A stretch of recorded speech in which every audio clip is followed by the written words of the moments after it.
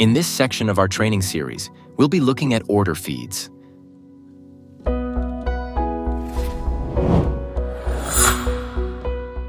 We will open a few trades as examples. For instance, let's open a trade on gold. Gold is represented as XAUUSD.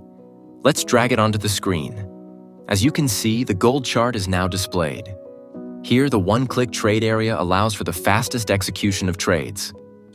When you attempt to open a one-lot buy order, a one-click trading permission screen will first appear.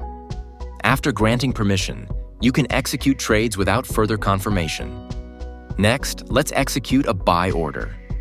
As shown at the bottom, we have opened a one-lot buy trade at the 2,511.84 level. This is also known as a long position. The trade type is displayed as buy. Details like the opening price and volume are displayed on the screen. To close this trade, simply click the X on the side. For a sell trade, clicking the Sell button will open a sell order for the initially entered volume. The opening price and other details are also displayed. Let's now look at setting stop loss and take profit by opening a one-lot buy trade. To set a stop level, click on the order, allowing the trade to automatically close if it reaches a specified loss amount. Directly enter values for stop loss and take profit in the pop-up window.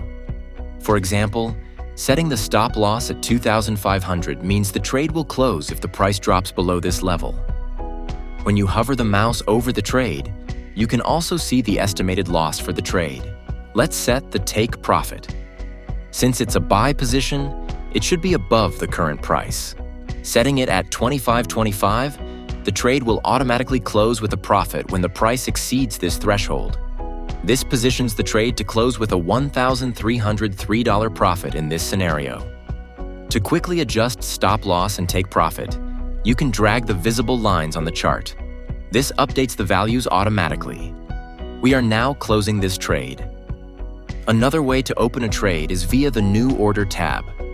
Select the product, then set the stop loss and take profit levels before buying or selling.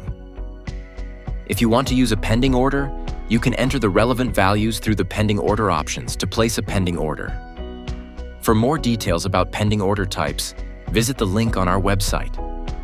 In summary, this video covered the basic methods for opening, closing, and modifying trades.